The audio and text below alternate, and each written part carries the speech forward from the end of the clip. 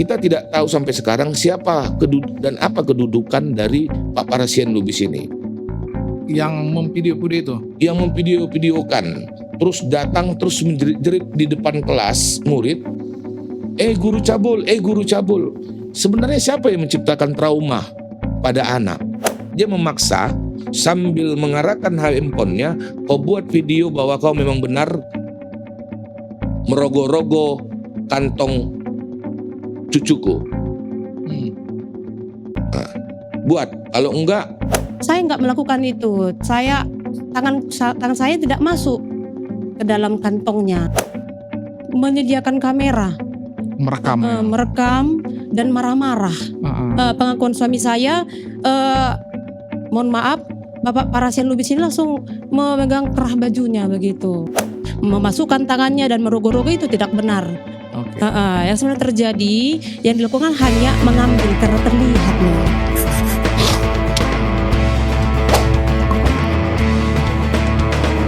Ya, kembali lagi kita di program Cakap-Cakap Hukum bersama DPC Pradi. Hari ini kita kedatangan tamu dari Knopan dengan penasihat hukumnya, Bang Paris Sitohang. Mungkin diperkenalkan Bang, tapi sebelum memperkenalkan diri, perkara hari ini sangat menarik. Ini berbicara terkait pendidikan di Indonesia sekarang. Yang mana kita lihat, saya Bang selaku anak guru prihatin dengan perkara ini. Jadi sekarang guru itu serba salah mendidik anaknya. Betul. Sehingga karena sering saling dilaporkanlah gurunya. Dan ini akan kita kupas tuntas, kita minta perhatian khusus dari pemangku-pemangku jabatan yang di sana supaya guru jangan serba salah dalam mendidik anaknya. Baik, hari ini dengan kakak siapa? Iya, salam. Saya Hotlin Simamora, selaku dari istri Pak Guru Lijanton Dilasniano Sinaga. Oke, Abang dengan Bang Paris Sitohang ya? Ya, Paris Sitohang. Selaku kuasa hukum. Selaku kuasa hukum. Baik, sebelum ke Abang nih, kan Kak, ini perkara kan lagi viral nih. Katanya ada guru melakukan pencabulan, yang mana yang menarik ini mau kita kupas tuntas bagaimana kronologi sebenarnya. Jadi kronologi sebenarnya yang saya tahu, yang sudah diceritakan suami saya setelah sampai di rumah. Jadi awalnya itu pada tanggal 5 Agustus 2025, dia kebetulan bertugas sebagai piket harian. Jadi ya kita tahu sebagai guru piket harian ya tugasnya di pagi hari, dan sebagai juga dia guru penjas. Ya dia membariskan atau memeriksa barisan lah supaya efektif untuk bersenam. Jadi saat dia memeriksa lapangan itu tiba-tiba dia terhenti melihat ada seorang siswi yang tidak memakai sepatu. Jadi dia berhenti di situ, mereka berhadapan. Pak Guru ini bertanya, di mana sepatumu? Gitu. Jadi supaya juga Pak Guru ini kami kenal, saya kenal humoris. Jadi supaya suasananya tidak tegang atau tetap kondisi yang seperti biasa, supaya ketawa-ketawa juga anak-anak itu. Terlihat Pak Guru inilah tangkai permen dari kantong roknya si anak ini. Terlihat tangkai permen diambilnya dan memang langsung dimakan.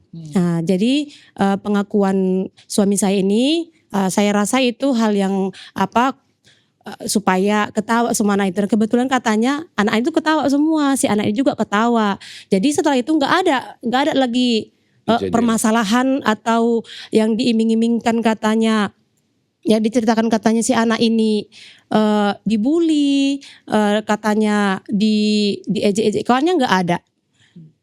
Itu cerita sebenarnya sampai saat ini yang saya tahu. Dan setelah kejadian itu berbaris itu nggak ada terjadi apa-apa. Oke, Kak, ini kan dalam video orang tuanya nih, orang tuanya mengatakan mengambil permen dan merogoh-rogoh nih. Sementara pernah nggak Bang Lijan ini menceritakan bagaimana dia mengambil permen itu atau seperti apa?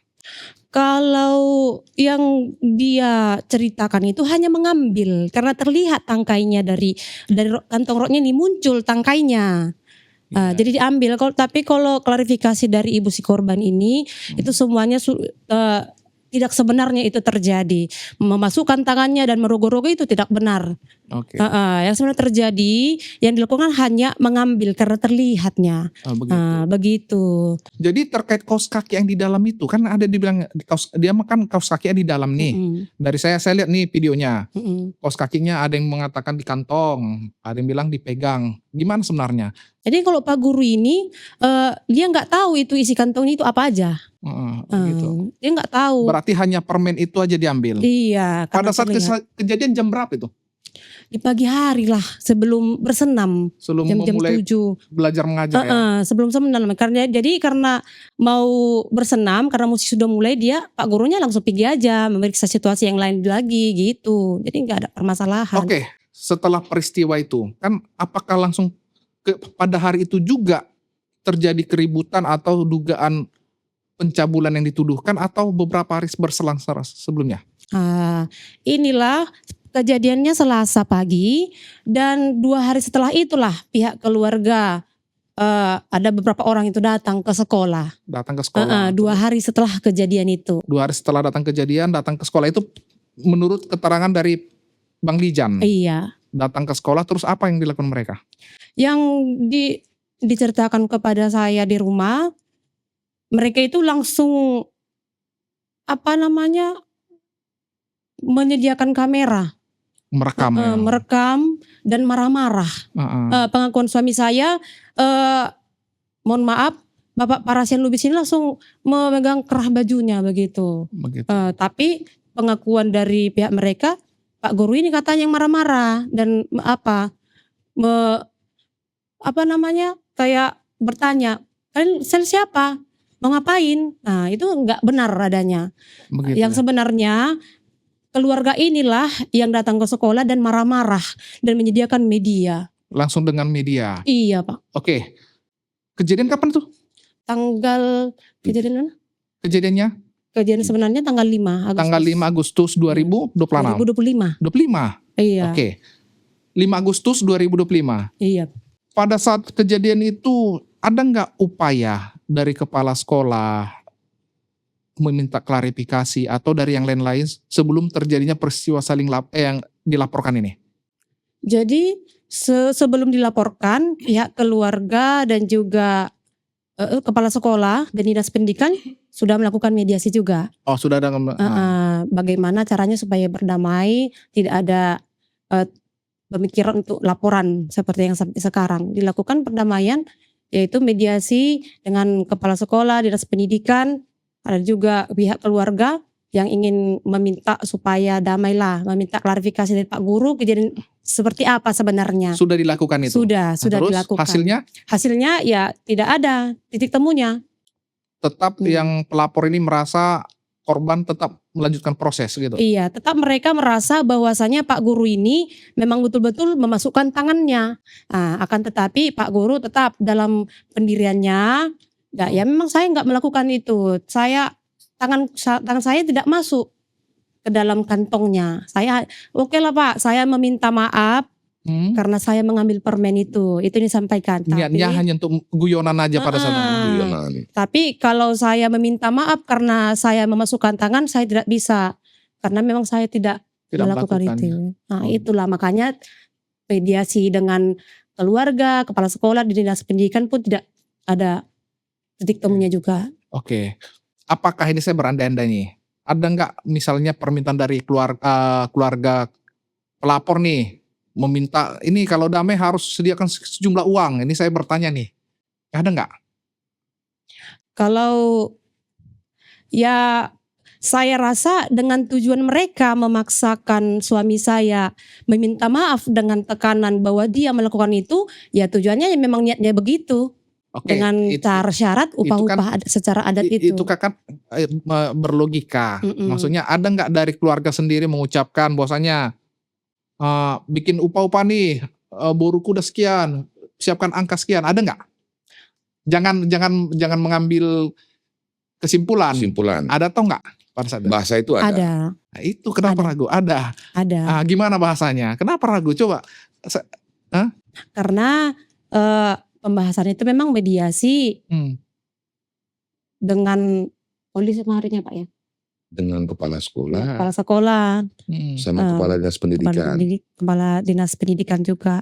Oh gitu. Sudah dibicarakan tentang isi mediasi dan jumlah yang mereka inginkan. gitu. Oh, berarti kemarin sudah ada mediasi. Sudah. Sudah ada mediasi, sudah ada pembahasan apa-apa yang mau dilakukan dan apa-apa yang mau diberikan. Sudah. Berarti ada jumlah nominal uang. Iya. Sehingga ketika tidak dipenuhi nominal itu, lanjutlah perkara seperti itu. Lanjutlah perkara. Oh, begitu ya. Baik. Sebelum ke Bang Paris nih, gimana keseharian Bang Lijen nih di rumah? Kesehariannya ya seperti suami seperti biasa, sebagai bapak yang punya anak, yang melakukan kegiatannya sehari-hari untuk melindungi keluarganya, ya begitu Pak. Gitu ya. Jadi kalau tentang yang sekarang beredar yang disampaikan oleh, mohon maaf, Kepala KPAD yang mereka sampaikan bahwasanya Pak Guru atau suami saya ini mempunyai sifat yang temperamental, emosian, itu tidak benar. Gitu ya. Saya sangat menyangkal itu tidak benar. Saya pastikan itu karena Saya pastikan. saya anak guru juga. Saya anak guru olahraga. Ini kan guru mata pelajaran paling disenangi siswa ini kan? Siswa, Iya, betul. Itu mata pelajaran paling disenangi siswa. Karena kalau katanya guru olahraga temperamen, kebanyakan sih guru olahraga itu orangnya Tegas dan bukan temperamen. tegas dan humoris. Kenapa? Humoris. Saya pastikan Iya. karena itu mata pelajaran, boleh ditanya seluruh siswa, apa mata pelajaran paling disukai? Ya guru olahraga kan Iya, itu. betul, Iya, betul. Itu guru paling disenangi. Jadi itu yang saya tangkap. Oke Bang. Siap. Kita ke Bang Paris ini. Dari kacamata hukum dan logika Abang dalam menangani perkara ini, bagaimana ceritanya? Ya, terima kasih ya Bang Dwingai ya. Jadi memang saya menangani perkara saudara Guru Lijan Sinaga ini setelah sudah jadi tersangka. Sudah tersangka. Ya, jadi dia minta pendampingan hukum secara prodeo. Begitu. Secara prodeo. Jadi saya dari Tebing Tinggi berangkat ke Polres Labuan Batu pada tanggal 5 Januari. Jadi sebelumnya begini Bang, penetapan tersangka itu tanggal 22 Desember. 22 Desember. Dan saudara Guru Lijan itu menerima surat pemanggilan serta penetapan tersangka itu untuk tanggal 26 Desember 2025. Iya ya. Dari situ saja saya sudah melihat ini udah nggak biasa ini surat ini. Pas libur Natal itu ya. Pas libur Natal kan jadi kita nih Bang yang sudah inilah ya Bang ya berkecimpung dalam dunia hukum. Artinya kalau yang begini-begini kita sudah tahu nih apa ini maknanya ini. Tersiratnya apa ini? Iya. Kenapa seseorang dipanggil untuk memberikan keterangan sebagai tersangka pada tanggal 26 Desember? Iya. Ini kan mengunci nih. Benar. Nah, dari situ saya melihat wah ini perkara ini di luar hal itu bahwa Pak Guru ini sudah menjelaskan secara detail terhadap perkara ini. Seperti apa tadi disampaikan oleh istrinya Bu Otlin ini bahwa perkara ini masih abu-abu Bang. Tapi semuanya sepertinya dipaksakan. Benar. Kan begitu. Hingga pada akhirnya tanggal 5 Januari kita memberikan keterangan sebagai tersangka di Polres Labuan Batu. Dan pada waktu memberikan keterangan di Polres Labuan Batu di unit PPA, kita cuma disuruh datang ke sana, cuma tanda tangan. Oh gitu. Terhadap berkas BAP yang terdahulu sebagai saksi. Sebelumnya tidak ada pemeriksaan awal. Jadi Tidak ada pemeriksaan tambahan. tidak ada pemeriksaan tambahan, tidak ada pendalaman. Oh iya. Jadi kita berarti benar dugaan kita Bang. Oke. Terus? Kan begitu. Hingga pada akhirnya dipertanyakan sama penyidik, ini bagaimana? Mau ditahan atau tidak? Ini juga menjadi bingung kita. Bang Dwingai. Iya. Malah penyidik yang menawarkan ini mau ditahan atau tidak. Kalau berdasarkan pasalnya ini ancamannya 12 tahun. Dan ini menjadi pasal yang cukup dilindungi oleh negara, undang-undang terhadap tindak pidana kekerasan seksual. Iya. Malah kita dipertanyakan kalau semisal semua penyidik seperti ini enak juga kita kan begitu. Benar. Ya pada akhirnya kita serahkan kepada penyidik. Terkait kewenangan penahanan kami serahkan kepada penyidik karena itu diskresinya penyidik. Walau pada akhirnya kita disuruh membuat permohonan penangguhan penahanan walaupun sebenarnya kita tanda tanya apa dasar kami buat permohonan penangguhan penahanan. Sementara belum ada penahanan. Mana surat perintah penahanannya, Ya. kan begitu. Iya. Namun penyidik bilang, sudahlah bang, sama-sama ngerti aja bang, buat aja permohonannya aja. Okelah, karena kita bicara tentang kepentingan klien kita buatkan. Iya. Sampailah pada akhirnya kita meminta pemeriksaan saksi the charge dari Pak Guru Lijan Sinaga, di mana saksi the ini adalah murid-murid yang juga berada di sekitar TKP, berada di belakang barisannya korban. Nah, jadi kita mohonkanlah kita pemeriksaan saksi the charge untuk diperiksa di sekolah. Jadi perlu saya sampaikan bahwa sebenarnya saksi the charge ini sudah dimintakan oleh Pak Lijan Sinaga sewaktu perkara ini atau Pak Lijan ini sebelum dijadikan tersangka. Jadi dia sudah minta, dia sudah WA, ada bukti chattingnya, chat WA-nya, bahwa izin Pak saya mau menghadirkan saksi dari saya yang melihat bahwa saya tidak ada memasukkan tangan saya untuk mengambil kaos kaki maupun barang yang lain selain permen. Namun penyidik menyatakan, ya sudah, bawa aja ke Polres. Tapi harus kau hubungi juga KPAI. Nah, ini dia yang membuat Pak Lijan ini kebingungan. Loh Pak, kenapa harus diperiksa di Polres? Nggak bisa diperiksa di sekolah Pak. Karena kan kemarin saksi dari korban itu diperiksa di aula sekolah. Kan begitu. Jadi kan secara tidak langsung dia meminta equalnya Pak. Persamaan dalam hukumnya, tapi tidak disetujuin. Ya. Malah penyidik mengatakan, jangan kau yang ngatur saya. Gitu loh. Sampai pada akhirnya ini tidak terjadi, Bang. Tidak terjadi, malah tiba-tiba yang seperti saya sampaikan tadi, tanggal 22 Desember, keluarlah penetapan tersangka kepada Guru Lijan Sinaga. Jadi ketika pemeriksaan untuk saksi adecat itu terlaksana nggak?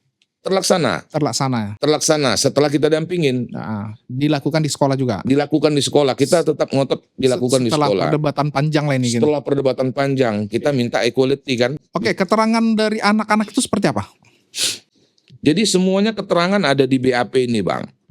Singkatnya Bang, kira-kira secara singkat, secara umum bahwa dari kelima orang saksi the charge yang kita hadirkan menyatakan tidak ada melakukan pemeriksaan kantong.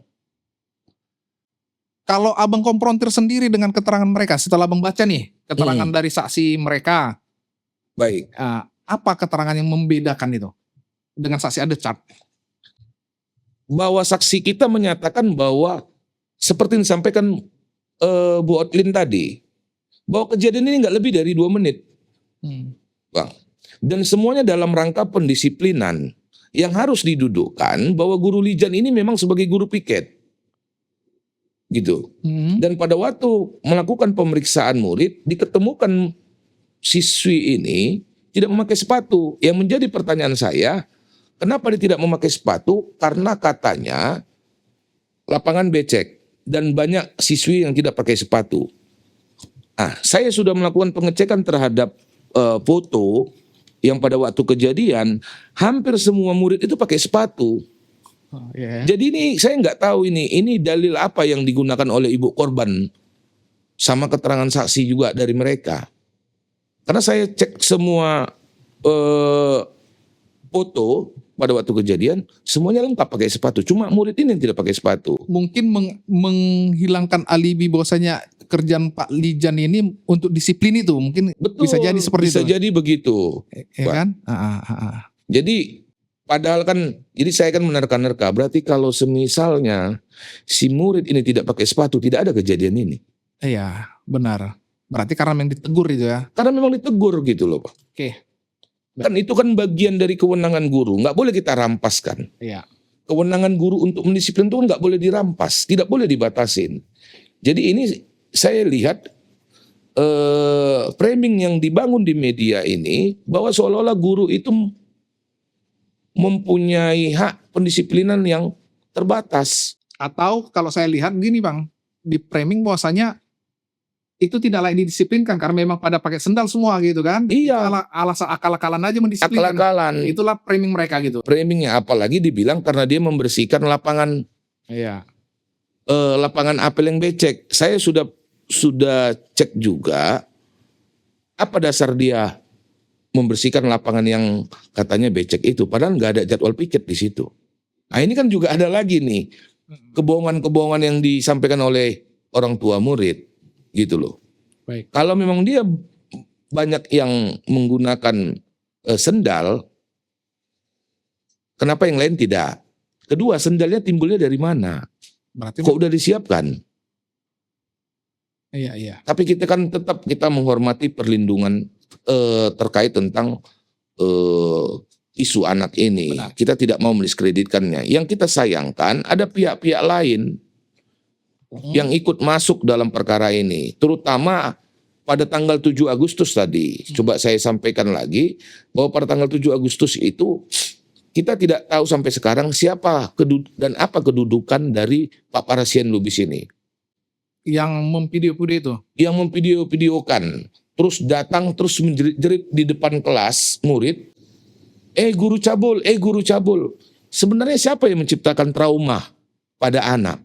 Benar. Gitu loh. Terus ada lagi tiba-tiba video bahwa Pak Parasien Lubis ini menelpon kepala sekolah sampai mengatakan, "Bapak di mana? Kenapa Bapak nggak masuk ke sekolah? Bapak tahu nggak ada kejadian cabul di sini?" Dia sudah langsung. Ajas praduga tak bersalah itu tidak digunakan ya Bang ya? Tidak digunakannya. Malah dengan bahasa arogannya dia sampaikan, "Bapak ini selaku kepala sekolah, satu helai daun pun yang jatuh di halaman sekolah ini Bapak harus tahu." Nah ini kan Sepower itu dia. sepower ini siapa kan begitu. Baik Bang, terus? Sampailah pada akhirnya dijadikanlah datang kepala sekolah mediasi. Jadi perlu saya sampaikan lagi, ada 2 kali mediasi. Pertama oleh kepala sekolah, tidak ditemukan hasil mediasi karena tuntutannya dari keluarga korban yang saya sebut tadi, yang sebut Pak yang tadi Parasien Lubis, dia memaksa sambil mengarahkan handphonenya, "Kau buat video bahwa kau memang benar merogoh-rogoh kantong cucuku." Nah, buat, kalau enggak ini naik ke laporan katanya. Ya Pak Lijan ini kan, loh saya enggak ada Pak. Yang saya akan mengakui kalau saya sudah mengambil permen. Dan permen itu sudah menongol. Ya. Gitu. Dari mana dia tahu itu permen kalau nggak nongol ya kan? Betul. Nah, itu logikanya. Dan di saksi kita tadi, yang saksi The Charge, sudah menyatakan memang melihat permen itu sudah nongol sebelum kejadian. Dan memang mohon maaf bahwa beberapa saksi kita memang sering melihat ini anak sering makan permen di Kelas. lapangan. Gitu loh. Tapi kita tidak mau mendiskreditkan. Gitu. Terus? Hinggalah pada akhirnya kepala sekolah, karena tidak ada hasil di mediasi di sekolah, kepala sekolah menyampaikan kepada kepala dinas pendidikan. Karena kepala sekolah takut ini menjadi pemberitaan. Nah, disampaikanlah sama kepala dinas pendidikan bertemu sama Pak Lijan. Ditanyalah Pak Lijan dengan baik-baik. Apa yang sebenarnya terjadi? Benar Pak, bahwa saya tidak ada melakukan perogohan atau memasukkan tangan, gitu loh. Gitu ya. Namun saya cuma mengambil permen itu, saya akuin saya salah. Tapi itu untuk membuat suasana murid ini biar tidak tegang. Ya, sambil Gitu menegur dengan santai gitu. Dengan santai gitu loh Bang. Oke Bang, baik itu kronologisnya berarti terkait tadi kan disinggung kakak atau istri Bang Lijan ini bahwasanya selain membuat video ada mengatakan sejumlah uang nominal. Benar, Apa benar itu? benar. Jadi ada keterangan, salah satu yang ikut dalam mediasi menyampaikan ini keterangan di BAP. Keterangan BAP ya. Keterangan BAP. Berapa jumlahnya Bang? Tidak disebutkan jumlahnya, namun disebutkan permintaan mereka ada dua. Satu, membuat video pengakuan kesalahan. Kedua, harus membuat upah-upah. Begitu. Membuat upah-upah inilah yang pada akhirnya pintu masuknya korban kita simpulkan ya, mohon maaf. Gitu loh. Karena apa maksudnya nih meminta upah-upah? Perbuatan apa rupanya sebenarnya yang terjadi? Iya. Kan begitu. Sampai pada akhirnya setelah perkara ini masuk ke Polres, ada keluarga yang mencoba menjembatani terhadap keluarga korban, tapi keluarga korban melempar komunikasinya kepada yang tadi disebut tadi. Dan disebutkan bahwa perdamaian itu akan kasus ini akan selesai dan akan dicabut LP kalau disiapkan dana sebesar 50 juta. 50 juta ya. Kita saksi, nanti kita hadirkan saksi siapa yang menyatakan ini kepada sebagai utusan kita ya. Kita hadirkan di persidangan. Dengan kata lain, karena tidak terpenuhi 50 juta ini, lanjutlah perkara ini. Lanjutlah perkara ini. Oke Bang, terkait tuduhan nih, ini kan visumnya harus ada. Benar. Apakah Abang sudah dapat visumnya seperti apa? Apakah psikis atau fisik? Jadi Karena kan ini kan harus, kalau psikis ini kan susah ini. susah betul Bang. Kalau nggak ada intervensi atau apa kan susah ini psikis ini. Susah. Harus misalnya agak-agak stres lah anaknya baru terbukti, atau trauma seperti apa barometernya. Gimana Bang? Jadi kalau untuk perkara ini saya sudah tanyakan sama penyidik. Pada waktu saya pendampingan Pak Guru Lijan Sinaga ini sebagai tersangka, saya tanyakan ada nggak visum terkait visum et repertumnya. Tidak ada. Tidak ada Pak PH. Yang ada pemeriksaan psikologis oleh ahli psikolog. Jadi perlu saya sampaikan begini Bang, perkara ini penetapan tersangka yang digunakan oleh penyidik kepada Guru Lijan Sinaga ini, kalau saya menilai berdasarkan berkas perkara yang saya lihat, dia menggunakan dua alat bukti. Iya. Alat buktinya adalah satu keterangan saksi, satu lagi adalah keterangan psikolog. Yang ini sangat, menurut kita ini sangat prematur. Kenapa? Karena tidak ada petunjuk ataupun alat bukti lain. Karena keterangan terdakwa tetap menyatakan tidak, terlapor, mohon maaf. Keterangan terlapor tetap menyatakan tidak melakukan itu. Dan keterangan saksi sendiri pun ini saling bertentangan. Gimana Bang? Kalau di dalam BAP ini saling bertentangan, tapi tetap dipaksakan perkara ini menjadi seolah-olah terpenuhi dua alat buktinya dan dijadikanlah tersangka.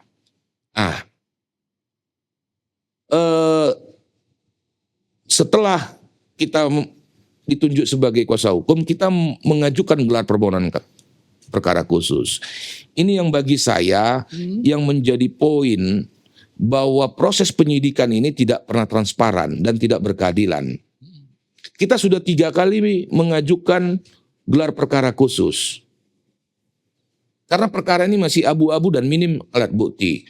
Di satu sisi, perkara ini menyangkut tentang seorang guru yang jabatan guru ini tidak hanya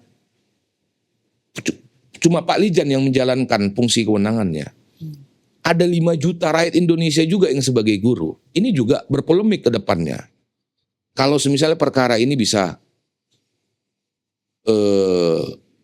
naik, kan begitu. Dari dasar itulah kita mengajukan yang namanya gelar perkara khusus. Dan pada waktu kita mengajukan gelar perkara khusus itu ke Polda Sumut, kita mendapatkan surat dari Polda Sumut bahwa mereka tidak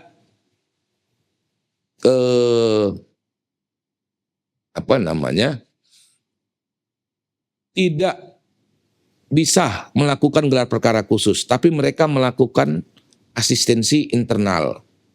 Dan terhadap asistensi internal itu, izin Bang ya, Iya. terhadap asistensi internal Wasidik itu keluarlah rekomendasi dari Polda Sumut kepada penyidik. Nah, ini yang menarik, Bang.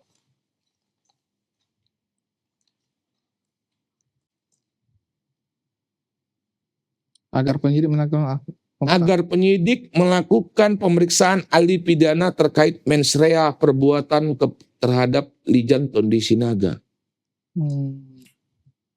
Mens reanya berarti ini setelah tersangka, Bang? Setelah tersangka, Bang. Berarti mens reanya belum dapat di sini. Belum dapat.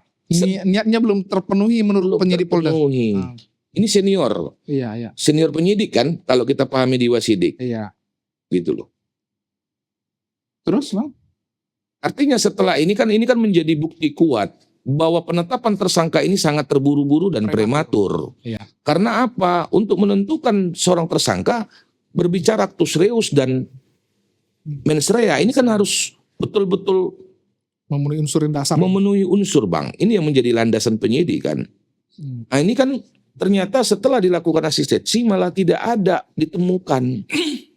Sehingga pada akhirnya barulah penyidik melakukan pemeriksaan ahli pidana. Setelah tersangka barulah meriksa ahli pidana. Oke, Bang, dari dari psikolog itu apa keterangan yang ada nggak diberitahukan memang anaknya mengalami trauma atau enggak? Ya kalau dari psikolog, Bang, makanya perkara ini jadi si Pak Guru Lijan Sinaga jadi tersangka kan berdasarkan keterangan dari korban sepihak. Begitu ya. Iya kan? Bahwa menyatakan itu trauma. Dan seluruh fakta-fakta yang disampaikan kepada psikolog itu kan berdasarkan faktanya penyidik. Gitu. Oke, Bang, ada tadi menarik kita di luar kita bahas nih sebelum kita mulai. Ada yang mengatakan isunya bahwa Pak Lijan ini narkobaan.